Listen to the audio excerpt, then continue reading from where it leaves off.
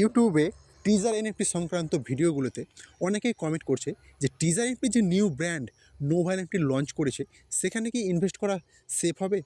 অর্থাৎ এই যে $60 ডিপোজিট করলে টিজার এনএফটি আইডিগুলোকে অ্যাক্টিভেট হবে, তো এটা কি সেফ হবে? এই নিয়ে অনেকে কমেন্ট করছে। তো অনেক লিডারই এখানে ইনভেস্ট করেছে টিজার এনএফটিতে, যে নোভা এনএফটি নতুন করে যে প্ল্যাটফর্ম করেছে সেখানে। তো এখানে ইনভেস্ট করলে নিজে থেকে রিসার্চ এবং অ্যানালাইজ করে ইনভেস্ট করুন, কারণ এই যে সিস্টেমসটা কতক্ষণ চলবে সেটা কেউ বলতে পারবে না।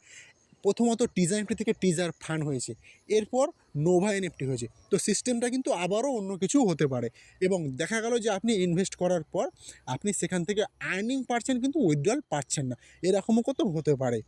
তো এখন সিস্টেমে এই যে নোভা এনএফটি বারবার তাদের টেলিগ্রাম চ্যানেলে আপডেট দিয়ে চলেছে যে $60 ডিপোজিট করে আইডি অ্যাক্টিভেট করতে, এরকম বারবার কিন্তু নোটিফিকেশান দিয়ে চলেছে। এখন আবার এখান থেকে একটা নতুন একটা আর্নিং অপশান দিয়েছে, স্পন্সরশিপ, ঠিক আছে?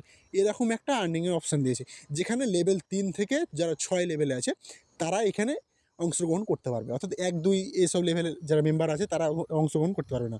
তো স্পন্সরশিপ যদি আপনি অংশগ্রহণ করতে চান তাহলে আপনাকে লেভেল 3-এ অথবা 3-এর বেশি লেভেলে থাকতে হবে, তাহলে আপনি এখানে অংশগ্রহণ করতে পারবেন। তো এই যে প্ল্যাটফর্মে আমার মনে হয় যেখানে ইনভেস্ট না করাটাই ভালো, তবে অনেকে এখানে ইনভেস্ট করছে নোভা এনএফটিতে, এখন অনেকে ইনভেস্ট করছে। তবে এখনও এর যে কোনো পেমেন্ট প্রুফের কিন্তু আমি কোনো গ্রুপে কিন্তু কারো পেমেন্ট প্রুফের কিন্তু কোনো স্ক্রিনশট কিন্তু এখনও পাইনি। তাই আমি এখানে অনেকেই রেকমেন্ড করছি যারা ভাবছেন যে এখানে ইনভেস্ট করব, তো আগে ভালো করে রিসার্চ এবং অ্যানালাইজ করে এখানে ইনভেস্ট করুন, কারণ হয়তো এটা আপনার আবারও কিন্তু লস হতে পারে।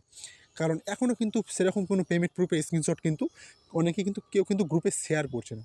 তাই বলবো নিজে থেকে একটু ভালো করে রিসার্চ করে তারপরে এখানে ইনভেস্ট করিয়েন, কারণ এখানে কিন্তু এখনও যে টিজার এনএফটি যে প্ল্যাটফর্ম যেটা সিস্টেমে যেভাবে বলেছিল উইথড্রলের কথা, সেরকম কিন্তু এখনও কোম্পানি কিন্তু চালু করেনি।